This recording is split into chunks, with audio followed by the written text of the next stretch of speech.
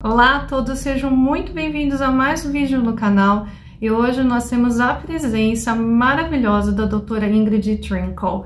Sim, ela retornou. Vocês se lembram que ela fez uma entrevista conosco sobre a cidadania espanhola? Agora ela vai estar abordando um assunto que eu acredito que interessa a muitas pessoas. Como eu faço a validação do meu diploma na Espanha?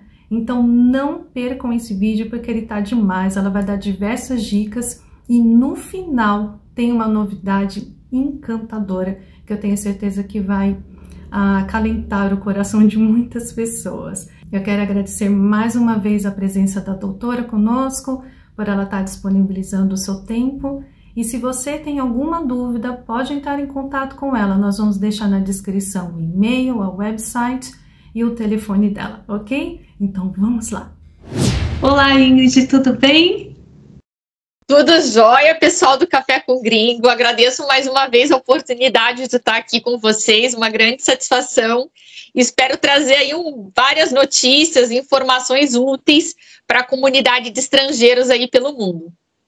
Nós é que agradecemos mais uma vez a tua participação. Muito obrigada, sei que a tua agenda é super ocupada e você deixou um tempinho hoje separado para estar ajudando não só o canal, mas todo mundo que segue a gente. Muito obrigada. Eu que agradeço.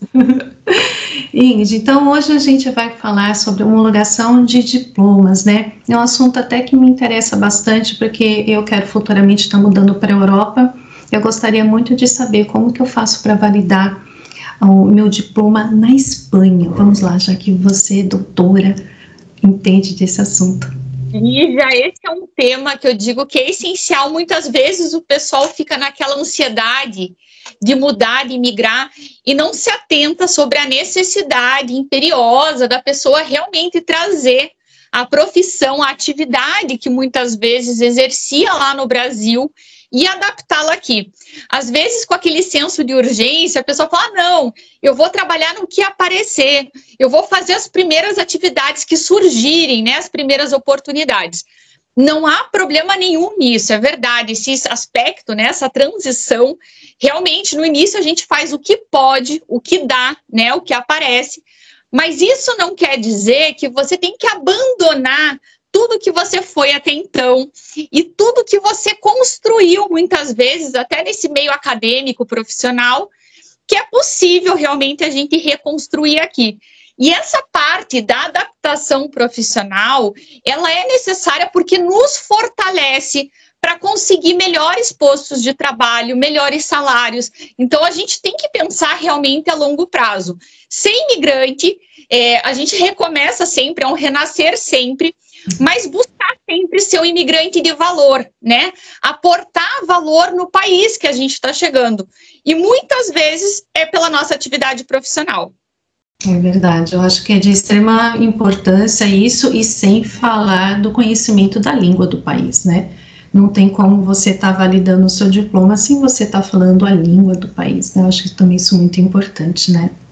Exatamente, que nem eu falo, né? São pequenos degraus que a gente tem que estar subindo, tem que se esforçar, né, para alcançar e ter a plena integração, né? A plena adaptação nessa sociedade. Isso é importante. É verdade. Então, doutora, se eu tiver um diploma, por exemplo, do ensino médio, ou da graduação, ou mestrado, doutorado, esse processo é diferente, ou todos na Espanha são de igual valor, o procedimento é o mesmo?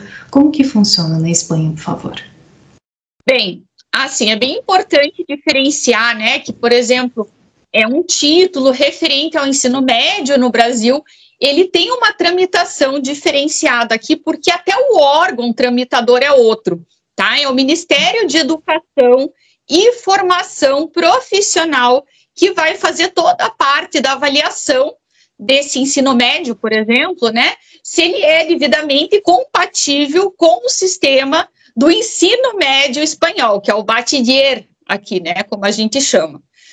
Agora, se a gente for entrar no mérito, né, na questão dos títulos universitários, a gente entra em outra esfera, tá? A gente entra já no Ministério de Universidades. Então, realmente, o procedimento ele é diferente. As pessoas têm que ter base nisso, né, na hora de trazer a documentação, no momento de vislumbrar também a demora para você tramitar todo esse procedimento e ter uma resolução, tem que ter isso em conta. Inclusive, Lígia, aqui na Espanha, por exemplo, algum título que, por exemplo, talvez no país de origem, né, seja aceito como superior de 3 anos, normalmente aqui já não é aceito como um título acadêmico, né? Então, teria que também estudar possibilidades, se a pessoa realmente quer trazer essa atividade profissional para cá, teríamos que analisar a maneira de convalidar e conseguir passar isso, né, dentro da modalidade espanhola. Entendi. Então, geralmente, a partir de 4, 5 anos que eles consideram como sendo um diploma superior, né? Exatamente, exatamente. Entendi. E como que a gente faz? Qual é o procedimento? Eu tenho lá meu diploma, vamos supor, de direito, por exemplo, como você. Gostaria de estar trabalhando na Espanha, ou médico. A gente recebe muitas perguntas em relação a médicos que gostariam de trabalhar em outros países, pedagogos, o que for. Como que eu faço para validar isso? Eu tenho que trazer um histórico escolar com as minhas notas? Como que eu faço? Lígia, o que acontece, que eu acho bem importante até para a gente contar, porque às vezes o pessoal coloca tudo dentro do mesmo liquidificador e acredita que é uma coisa só. Quando a gente fala em reconhecimento de título acadêmico, a gente tem que dividir em 3 situações, tá? Que é o que existe aqui na Espanha. A primeira é a homologação, a segunda seria a equivalência e a terceira seria a convalidação. E aí você me questiona, tá, Ingrid, mas o que é cada uma dessas questões? Exatamente. É realmente um nó que faz na cabeça do imigrante, porque a gente pensa, não, eu só quero reconhecer, eu não quero essa confusão toda. Bem, o que ocorre? A homologação, ela é vinculada ao que a gente compreende de profissões regulamentadas. É dizer, muitas dessas que você mencionou, o médico, o dentista, o veterinário, o advogado, o engenheiro, é dizer, são aquelas profissões que não é automático o exercício, você precisa de uma regulamentação, uma inscrição num conselho, né, como nós falamos aí no Brasil, aqui na Espanha ela é a colegiación, né, dentro de um colégio profissional, então você precisa disso. Então, nesses casos, né, nessa listagem de cursos, que é uma listagem bem mais longa, por isso que é muito importante a gente estudar o caso do cliente para ver de fato onde que ele se encaixa e ver qual é o melhor aspecto, né, qual é a modalidade que enquadra para ele. Então, nesses casos, é inquestionável, tem que ser a homologação, é um outro procedimento. A equivalência, ela também é para títulos acadêmicos, entretanto, são títulos que não exigem essa regulamentação prévia. Muitas vezes eu falo assim, eu coloco, né, o grupo dos publicitários, nem sempre eles precisam estar atrelados a um conselho para poder trabalhar numa agência, enfim, né? Então, a gente coloca essa separação para que a pessoa possa entender, de fato, aonde ela vai se encaixar. Ou então, ela quer fazer um mestrado específico que necessita desse reconhecimento e ela faz um processo de equivalência. Agora, quando a gente trata sobre a questão da convalidação, para ficar mais simples, né, Lígia, que eu falo assim, para a gente falar bem diretamente a linguagem clara e direta. Ela seria o quê? Seria muito similar a uma transferência acadêmica no Brasil. Mas ela tem que ser analisada, ela já não é pelo Ministério de Universidades, mas sim diretamente com uma universidade espanhola. A gente tem um aspecto, eles abrem algumas convocatórias em determinada época do ano, a pessoa traz aquele curso que está praticamente finalizado ou totalmente finalizado, porque também tem algumas modalidades de profissão que eles aqui na Espanha só aceitam com validação, né? É muito específico, por isso que não dá para dar receita de bolo. E quando acontece, você traz todo o teu expediente acadêmico também para a universidade, a universidade vai fazer um contraste do que você trouxe, do que você já cursou, e vai analisar com a universidade espanhola. Olha, das 30 matérias eu vejo que 18 batem na carga horária, no conteúdo programático, então fica pendente de você fazer as restantes. É dizer, você volta a sentar nos bancos da Universidade Espanhola. Então tem que analisar bem essas questões, porque senão gera uma confusão e a pessoa acaba apresentando o expediente de maneira errada. Entendi. Então, cada caso é um caso mesmo, tem que estudar, ver qual é o melhor desses três, né, para estar buscando, né. Mas geralmente é a universidade que dita, né, acredito eu, se batem as matérias, as notas também, né. Assim, Lígia, por exemplo, no caso dos médicos, não, né, para dar um exemplo, ele vai diretamente para o Ministério de Universidades. E lá tem um órgão interno, uma agência que a gente chama de ANECA. A ANECA vai fazer análise e ela sim que vai bater o martelo. É o Ministério de Universidade que vai bater o martelo. Olha, essa matéria, esse curso, né, por exemplo, que foi cursado no México e a pessoa veio aqui pedir a homologação, ele realmente é compatível com o sistema espanhol e vamos conceder essa homologação. Entendi. Aí ele já pode diretamente, a partir disso, já trabalhar em território espanhol. Se isso acontecer, ele já pode. Ele já tem, o que eu falo, o elemento, né, técnico para dizer, olha, de fato, tenho aqui o meu título de medicina devidamente homologado ao título espanhol. Tenho o documento, tenho a resolução aqui. A partir disso... o que acontece, Lígia, especialmente com a parte da medicina? Ele vai ter que buscar a inscrição junto ao colégio de médicos aqui, né? Que a gente fala que os médicos têm que ultrapassar para fazer isso, como se fosse a prova da ordem que a gente tem aí. Aqui os médicos também têm uma prova chamada MIR, aqui é conhecido por MIR, e aí sim ele faz a colegiação dentro, né, da categoria dele.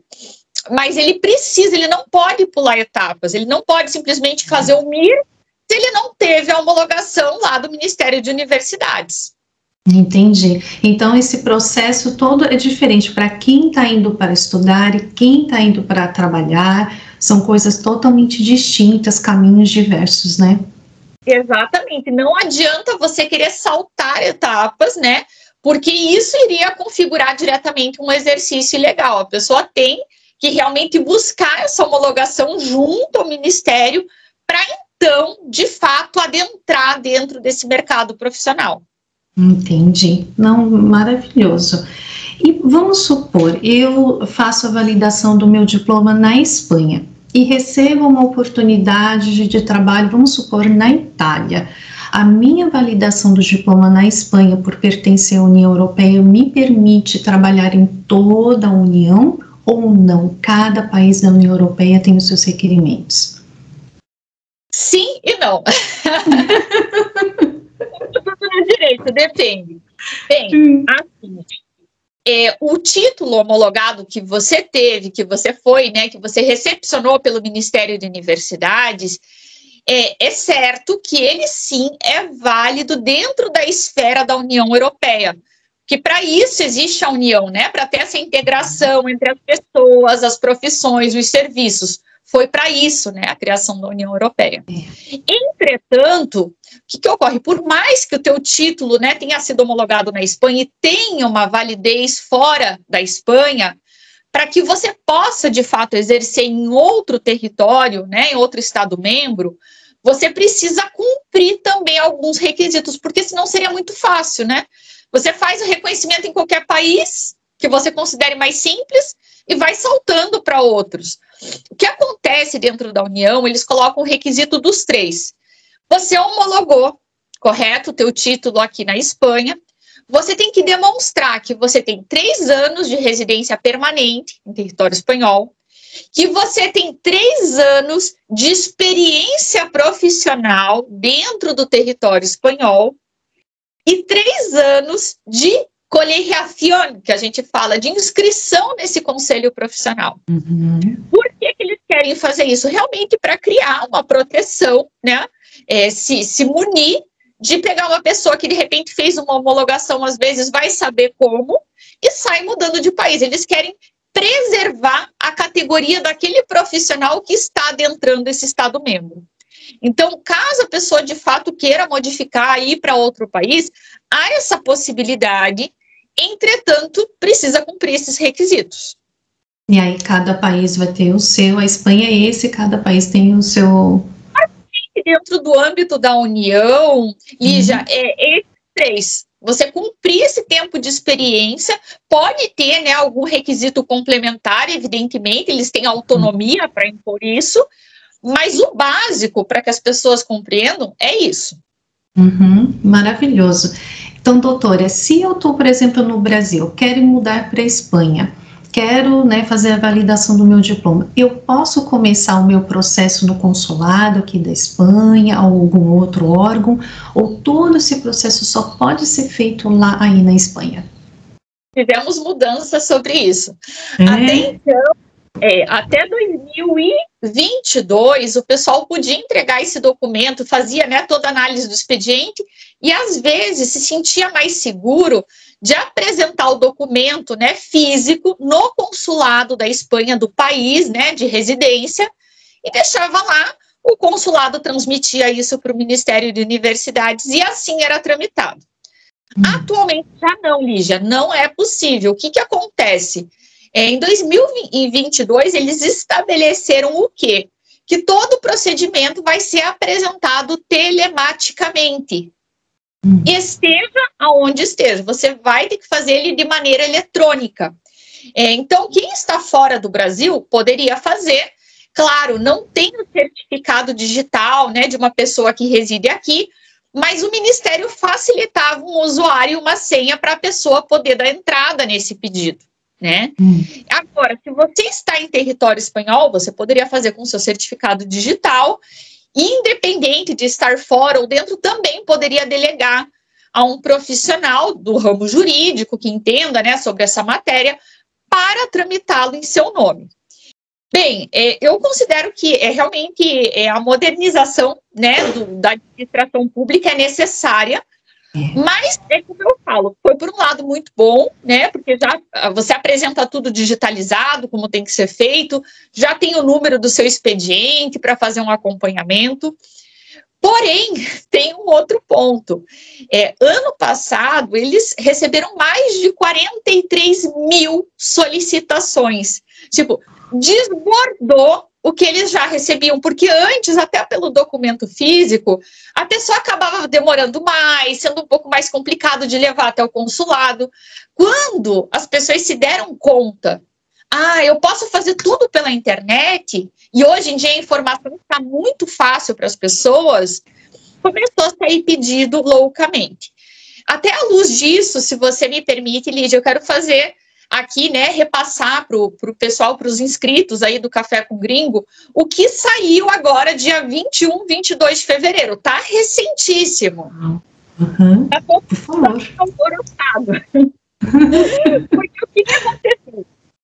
Houve um incremento muito grande, né, de solicitações, e daí, frente a isso, o Ministério está colocando as mãos na cabeça, desesperado, né, nós criamos um monstro, porque assim é, e eles decidiram por uma resolução, vamos modificar um pouco as regras do jogo. A partir dessa resolução, a gente vai dar prioridade para alguns pedidos. Quais pedidos? De espanhóis, porque tem muitos solicitantes que têm dupla nacionalidade, deram entrada com o pedido como espanhol, está residindo aqui. A gente vai dar entrada para espanhóis, para comunitários, né, os que são italianos, franceses, enfim. E também para os residentes legais do território espanhol. Por quê? E tem sentido, hein? Eles poderiam ter feito isso antes, porque já ia tirar aí um mau sabor na boca que ficou, né? Para quem não... Por quê?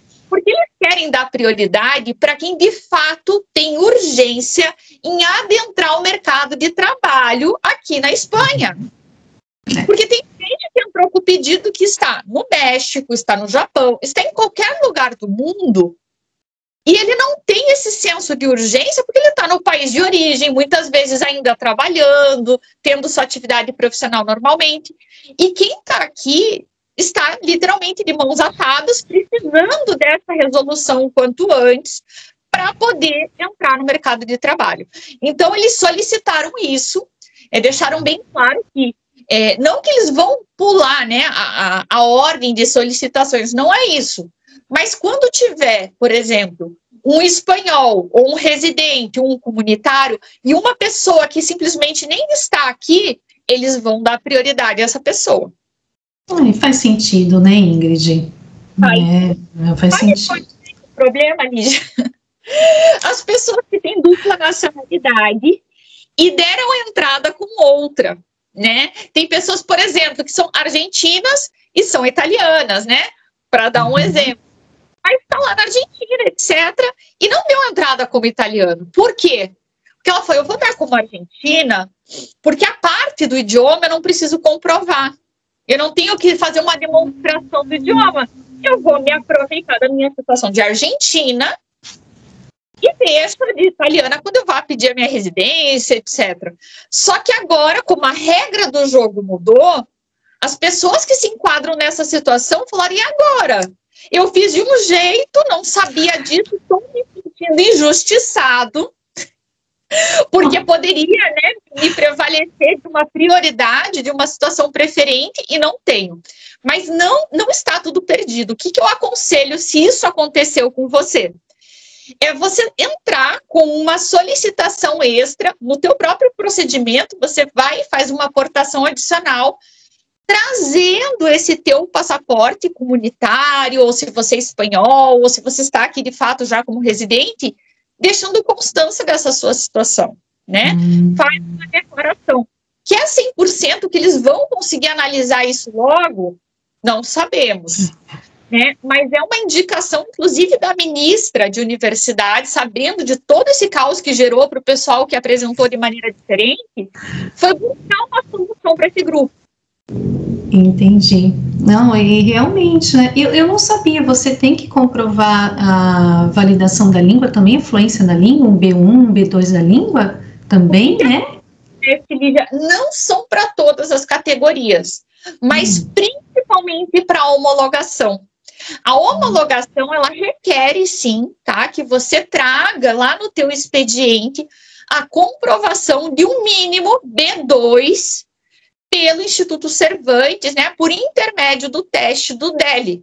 Porque tem gente que fala, Ingrid, eu fiz a vida inteira espanhol, eu tenho domínio, eu tenho fluência, mas eu não tenho esse título. Você não pode anexar no procedimento outro? Não, gente, não pode. Você tem que anexar o oficial, porque senão depois vai vir um requerimento para mim e a gente vai ter que fazer essa prova de qualquer maneira. Entendi. Em relação à documentação, os documentos que estão em português, por exemplo, que nem é no processo de pedido de cidadania, eles não precisam de tradução do espanhol, né, para o espanhol, não precisa disso, né? Precisa, isso é muito importante. Eu falo, né, a questão do idioma eu considero importante também, e eu falo, mas nossa, a gente só tem gasto, só tem dor de cabeça, burocracia com isso, mas de fato, eles estão homologando, por exemplo, um título de médico, de dentista, de veterinário, de enfermeiro, são profissões técnicas, né, e exigem realmente, não dá para você chegar aqui um espanhol de turista, um espanhol iniciante. Você tem que ter um intermediário para um avançado, até para conseguir desenvolver a atividade de maneira segura para os demais, né? Para o teu cliente, teu paciente que vai chegar lá. E com relação aos documentos, eles são muito, muito categóricos de como tem que ser feito. Todos os documentos, primeiramente, a gente tem que trabalhar que o solicitante ele vai ter o original. Trabalhamos com originais. Tendo os originais, a gente precisa do apostilamento de AIA, em todos os documentos. Não é facultativo, eu vou fazer em alguns. Não, em todos, né? Faz um reconhecimento de firma das autoridades firmantes ali. Feito isso, no nosso caso em particular, né, que está escrito em português, a maioria dos documentos, precisa, se não está no castelhano, a gente precisa fazer a tradução juramentada. Essa tradução já aconteceu comigo, Lígia, infelizmente, do cliente ter feito por conta, quando ele chegou, ele disse, o procedimento está pronto, é só a senhora apresentar. Quando fui olhar, a tradução foi feita por um tradutor, de fato, mais habilitado no Brasil, não na Espanha. Para o Ministério de Universidades, a tradução válida é a tradução oficial. E qual é a tradução oficial? É de um tradutor habilitado pelo Ministério de Assuntos Exteriores na Espanha. Se não for assim, a gente vai receber também um requerimento para alterar. Então, precisa, assim eu digo, cumprir essa formalidade de todas as maneiras. A pessoa ter posse dos originais, sempre. Ela ter o apostilamento de AIA, né, nos países que tem um apostilamento, os que não têm a legalização, e, posteriormente, a tradução. A tradução tem que incluir também a apostila, porque outro é que a pessoa traduz e depois ela quer apostilar. Não funciona assim, tem que constar a tradução ali. Então, é muito importante. Outro ponto, Lígia, é a questão da autenticação. Aqui na Espanha, a gente chama de compulsa. Antigamente, a gente tinha que demonstrar a compulsa. O que era a compulsa? Era mostrar os originais e as cópias para um funcionário para ele fazer a avaliação se é realmente o mesmo documento. Hoje, atualmente, como é tudo telemático, a gente assina uma declaração indicando que a gente atesta a autenticidade desses documentos. É uma declaração praticamente jurada que a gente faz ali. Então, claro, pode acontecer de não estar bem digitalizado alguma coisa, eles pedirem alguma atuação complementar. Mas, em tese, seria essa formalidade que a gente tem que cumprir. Entendi. É bem diferente do processo de cidadania, né? O processo de cidadania, os documentos que estão em português não precisam de tradução, né? Esse já precisa, é bem diferente o processo, né? Totalmente, totalmente. Totalmente diferente. E, doutora, vamos supor, uma pessoa que fez direito, como você, aí ela faz todo o processo de homologação, ela precisa fazer alguma prova, ou de medicina, alguma coisa assim, algo complementar, ou se já foi validado, ela já está prontinha já para entrar no mercado de trabalho?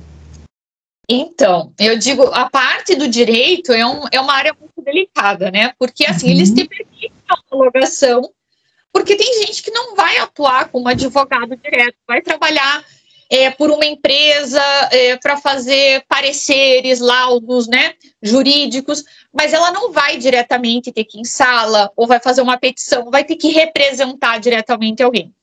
Nesse caso, a gente poderia pensar numa homologação para essa pessoa que tem esse perfil, tá?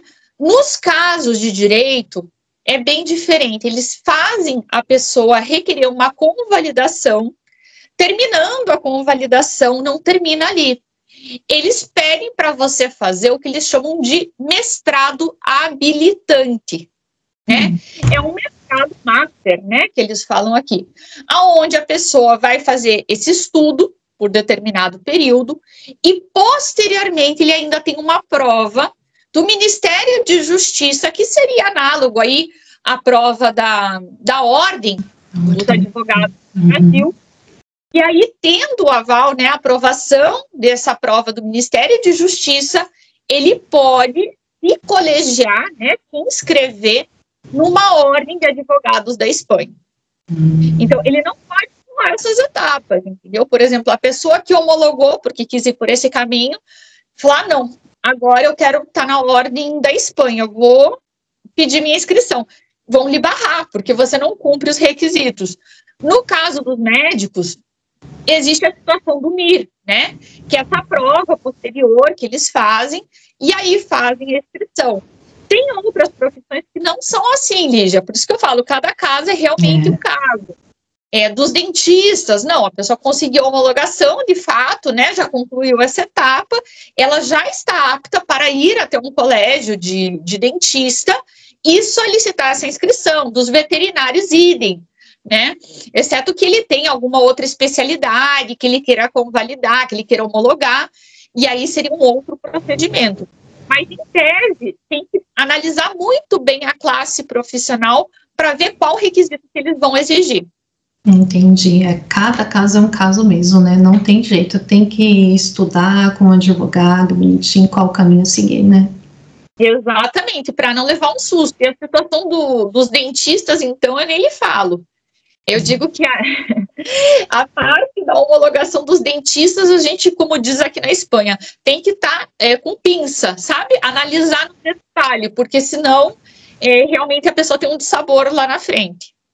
E para professores, eu fiquei sabendo que está tendo uma falta de professores em vários países da União Europeia. É mais difícil, mais fácil para eles? Também tem esses conselhos? Como é que é? Então, para os professores, inicialmente, a gente poderia pensar numa equivalência, inicialmente. Agora, se é um professor com uma determinada especialidade que obriga, por exemplo, o que acontece aqui, esse master habilitante, porque tem algumas categorias da parte de professores que exige esse mestrado habilitante. Aí a gente já teria que falar de uma homologação. A especialidade para transferir. E aqui na Espanha, Lígia, a gente tem que estar muito atento também, porque, como o pessoal que tem interesse na Espanha bem sabe, aqui nós estamos em comunidades autônomas. E algumas comunidades têm o seu próprio idioma, que não é um dialeto. Tem gente que fala, não, mas é o dialeto do catalão, do valenciano, do galego. Não, gente, não é um dialeto. É reconhecido, né, considerado pela Constituição Espanhola como um idioma oficial. Então, acontece muito problema, às vezes, dos professores de outras regiões da Espanha adentrar a região, por exemplo, da Catalunha, de Valência, porque existe uma exigência daquele idioma naquela região. Então, tem que estar atento a isso também. Pensar em todos esses detalhes, né? Exatamente. Então, agora eu vou fazer uma pergunta que eu não sei se você sabe responder, mas geralmente... Se não soubermos, Lígia, a gente busca e traz para vocês depois. Obrigada. Geralmente, quanto tempo demora esse processo? 6 meses, 1 ano?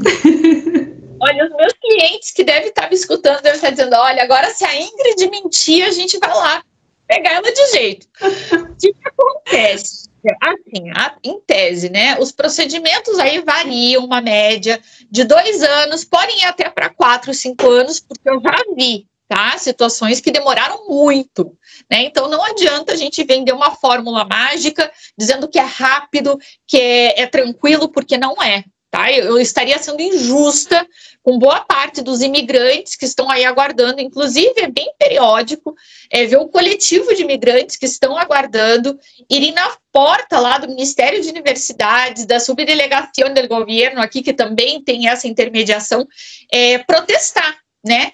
Porque o que acontece? Em 2022, quando saiu o Real Decreto, né, tentando estabelecer um prazo, eles colocaram o quê? Eles colocaram que num período, olhe lá, um período de 6 meses, as resoluções estariam sendo entregues. É dizer, você dá entrada hoje, daqui a 6 meses você teria uma resolução. Agora eu lhe pergunto, isso aconteceu? Para a maioria das pessoas, não. Para a maioria das... Então, isso gera uma revolta muito grande, especialmente para quem está aqui, né, aguardando aí, precisando adentrar o mercado de trabalho e não tem essa possibilidade. Então, tem coletivos, assim, diversos, de psicólogos, dentistas, enfermeiros, que sabem, né, que é um profissional super qualificado, bem preparado para entrar no mercado, mas não consegue passar por em cima de já ter essa formalidade cumprida e poder trabalhar. Então, assim, pela lei, né, para inglês ver, seria 6 meses. Mas vamos ser reais, vamos contar aí dentro de um período de 2 anos a 4 anos. 4 anos. Então, você tem que estar bem preparado, né? Tá se programando. Pode contar com todas as fichas aqui. Não, eu apresento já, daqui a 7 meses eu já estou homologada, já vou trabalhar na clínica. Por quê? Por que não pode fazer isso? Porque acaba gerando uma frustração tão grande na pessoa que às vezes desiste do processo da imigração, né? Então tem que vir consciente que é um processo que demora, que não depende só de você, depende de fato de um funcionário, da máquina, né, do Ministério de Universidades funcionar. Eu entendo que são procedimentos complexos, não são procedimentos de 3 folhas que eles analisam e passam para frente. Realmente tem que se ater, sentar, analisar, né? E nem sempre o Ministério conta com a quantidade de funcionários adequados para poder fazer isso, né? Vamos esperar que tenham mudanças aí, mas é o cenário que a gente encontra agora, Lídia, infelizmente. Principalmente se preparar financeiramente. Se você vai para a Espanha, né, procurando essa validação, né, tem que estar preparado financeiramente, porque às vezes nem sai como a gente planejou, né? Exatamente. Que nem eu falo, ter um plano B, né? Ou trabalhar remoto, ter uma possibilidade de continuar a sua atividade de alguma maneira e ter uma renda, né? Para poder pagar as contas, que disso se trata também. Sim. Trabalhar de forma remota, por exemplo, um psicólogo estaria ok na Espanha. Ele declarando o imposto de renda não teria problema. Claro, teria que verificar essa possibilidade diretamente, né? Com o Conselho Brasileiro, se não tem nenhum tipo de obstáculo com relação a isso. Ele declarando seus impostos, enfim, diferente, mas é o que eu digo, não pode simplesmente contar que vai chegar aqui e começar a trabalhar. Você acaba sendo denunciado, né, achando que não, que colocou uma placa ali e simplesmente está trabalhando. A primeira pessoa que souber disso, que você não está devidamente homologado, outro profissional, vai ter esse intrusismo aqui na profissão. Eu tenho que estar passando por tudo isso, ele que chegou ontem está trabalhando, está fluindo e não fez o procedimento que deve ser feito, né? Isso acontece muito de pessoas que trabalhavam com direito no Brasil, chegam aqui, às vezes não teve nem tempo de se habituar que nem eu falo, realmente aprender o direito espanhol, o direito europeu, e acha que simplesmente é assessorar, né? E não está devidamente, você vai procurar ele no colégio de advogados, não é uma pessoa que está devidamente habilitada, né? Nossa. Então é muito importante ter atenção quanto a isso. Não, é trabalhar de uma forma ilegal, né, Ingrid? Tem que estar tudo certinho, né? Já teve pessoas, eu vi aqui, saindo na mídia, e a primeira coisa que eles falam é a nossa nacionalidade, né? Estavam aí fazendo procedimentos estéticos, médicos, que eram do Brasil, vieram para cá e começaram a fazer procedimento estético loucamente, em casa ou numa clínica alugada, e acabou tendo, que nem eu falo, nunca aconteceu nada, até o dia que aconteceu, e aí caiu tudo por terra, né, e com um problema criminal nas costas, né, não é apenas um problema administrativo. É uma coisa muito séria, e também que tipo de profissional que ele é, porque fazendo todo esse processo, todo mundo que está no território espanhol tem um respaldo daquele profissional que é qualificado. Não tendo isso... Muito sério. Muito, muito sério. Eu gostaria de fazer mais uma pergunta. Se por um acaso eu entro com esse processo e me é negado, eu posso recorrer, tem outras formas, ou quando foi negado, não tenho mais chances? Lídia, dentro do direito, a gente sempre tem a possibilidade de se insurgir, né? Não tem que ser tudo definitivo. A gente tem uma resolução que não nos é favorável, a gente tem a possibilidade de interpor um recurso, primeiramente na via administrativa, que a gente chama aqui de recurso de reposição. Esse recurso, em um mês, né, desde que você recebeu a resolução, você pode fazer a interposição solicitando a reforma dessa decisão, mas ele vai direto para a administração que denegou esse pedido para você. Se porventura ainda assim não seja suficiente para você poder reformar a decisão, você pode apresentar um outro recurso, que é o contencioso administrativo, num período de até 2 meses, mas aí você faz diretamente para um tribunal. É interessante esperar na hora de... Porque, claro, quando a gente recebe uma resolução aí desfavorável, é normal, né? Aquele baque. A pessoa fica com o sangue fervendo, se sente injustiçada, etc.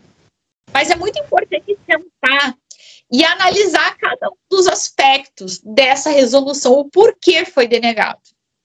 Tem situações que realmente a gente pode rebater por jurisprudência, ou até alegando, né, com a parte documental, que você realmente apresentou, que você tem cursos, que você realmente tem a carga horária, né, exigida, enfim, você vai usar os argumentos necessários. Mas talvez tenham casos que realmente o teu curso, né, com a carga horária que tinha, com as matérias em si, não eram totalmente compatíveis com o sistema espanhol. Aí a gente tem que ser bastante racional, ao meu ver. Eu digo para o cliente, nem tudo a gente tem que ir para a guerra, a gente tem que saber as batalhas que a gente vai comprar para a nossa vida, né? Nem todos valem a pena. Às vezes, quando acontece uma resolução negativa assim, às vezes sentar com o cliente, a gente poder conversar e pensar num plano B.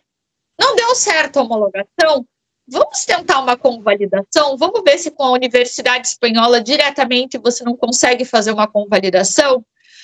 Que eu vou ter que tentar estudar de novo.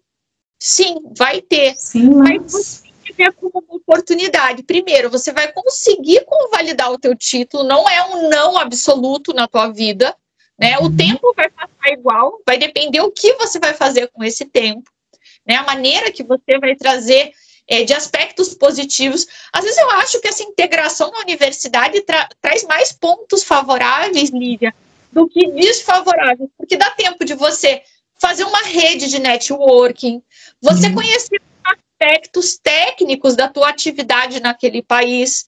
O problema é que é tudo muito imediato, né? Então, se deu errado uma via, ela já se bloqueia para outras. Mas eu digo que não, isso depende da estratégia, né, da pessoa analisar.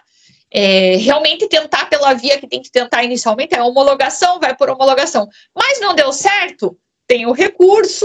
Se porventura não for, vamos buscar uma convalidação, mas vamos ser assertivos, né? Buscar soluções. Sim, eu concordo, tem que buscar uma alternativa, né? Tem que correr atrás. Maravilhoso. Maravilhoso. E para isso, eu sempre falo, quando mudo de país, a gente precisa ter uma mente aberta, estar preparado para desafios financeiramente, psicologicamente, né? Porque não é uma transição fácil, né? Tem que estar preparado, né? Não, totalmente, Lígia. Eu acho que a inteligência emocional que o imigrante aprende na prática, né, diretamente na carne, é imenso, porque às vezes a gente toma tudo muito pro pessoal, né? Só falando, mas não tem um profissional tão reconhecido, eu nunca tive dificuldades para trabalhar e porque aqui ninguém me aceita.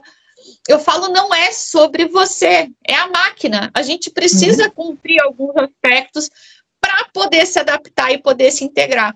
Então, é que nem eu falo, é mudar realmente o modo, né, de racionalização disso, ver isso como uma oportunidade, uma situação obrigatória que você vai ter que fazer para poder mais para frente aí, né, ter outros aspectos e outros ganhos. Escolher os frutos, né? E colher os frutos, que sem semear os frutos não vêm, né? A gente precisa fazer a semeadura antes. É verdade. Doutora, gostaria de pontuar mais alguma coisa que eu não abordei, que os seus clientes acham necessário, que trazem?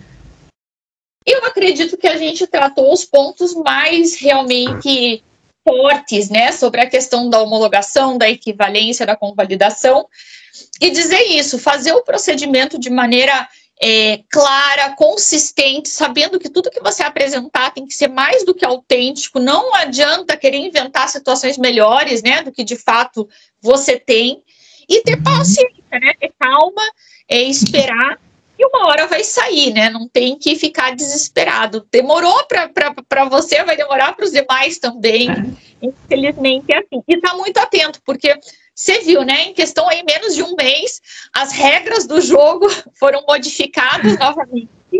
Então a gente tem que estar muito atento para fazer bem o procedimento. Maravilhoso. Pessoal, se vocês estiverem assistindo, né, a gente e estiverem pensando em estar mudando para a Espanha, eu super recomendo a doutora Ingrid. Ela fez o processo de cidadania da minha mãe. Ela já fez. Você também está fazendo de vários inscritos aqui no canal, né? Tem muita gente que está me mandando mensagem. Inclusive, Lígia, já vou aproveitar um momento aqui, porque eu sei que nem todos estão todo momento olhando notícias da Espanha. Tivemos a prórroga da Lei da Memória Democrática.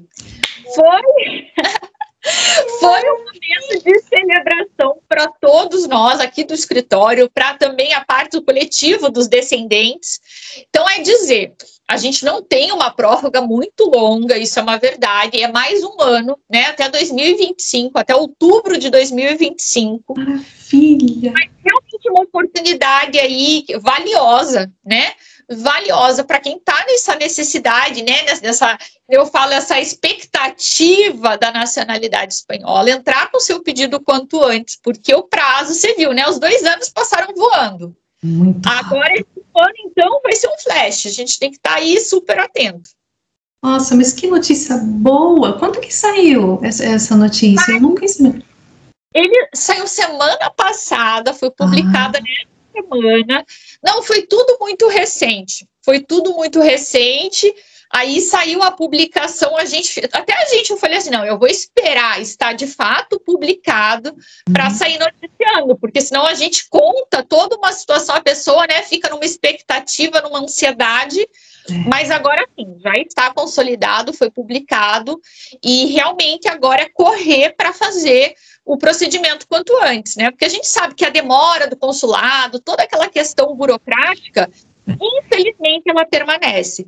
Mas a gente tem aí um pouco mais de prazo, vamos aproveitar, porque ainda dá tempo. Nossa, que maravilha, eu estou muito feliz mesmo. Tem tantos inscritos que me mandam mensagem, não vai dar tempo, olha, quem sabe, né, agora, né, tudo se acerte. Eu estava, inclusive, para alguns consulados tendo que fechar a agenda, por seriedade, né, com as pessoas que nos buscam, para não estar vendendo, é uma ilusão, né, de achar que a gente chegaria a tempo. Então eu sempre falava com muita transparência com relação aos prazos, etc. Claro, agora que abriu isso, aquelas pessoas, né, os interessados que me buscaram, eu falei, olha, ainda é curto prazo, né, considerando a demora habitual deles, eu não vou dizer que é um prazo maravilhoso, mas é melhor que nada. Você que está dúvida, já começa a se organizar aí com relação ao dossiê e entra com o pedido já. Maravilha. Gente, eu vou deixar todos os contatos da doutora, quem tiver interessado em saber quais os processos a serem feitos, documentos, valores, entrem em contato com ela, super recomendo. Obrigada, Lídia, obrigada, sempre muito carinhosa, sempre muito generosa, e é uma satisfação poder ajudar a comunidade de imigrantes, a comunidade brasileira, a tirar um pouco, né, esse caos que gera aí de trás de questão de nacionalidade, de imigração, que nem sempre é muito clara, né, existem muitos mitos. Então, para a gente como profissional, para mim é uma satisfação imensa quando eu posso sentar com o cliente, abrir, né, essa visão e poder ajudar nesse caminho até efetivamente a gente obter êxito juntos. Maravilha. Doutora, quero agradecer mais uma vez pela participação, do seu tempo aqui conosco. Muito obrigada mesmo. Imagina, eu que agradeço, Lígia. Até logo mais, hein? Precisando da gente. Até mais. Tchau, tchau. Tchau, tchau. Obrigada.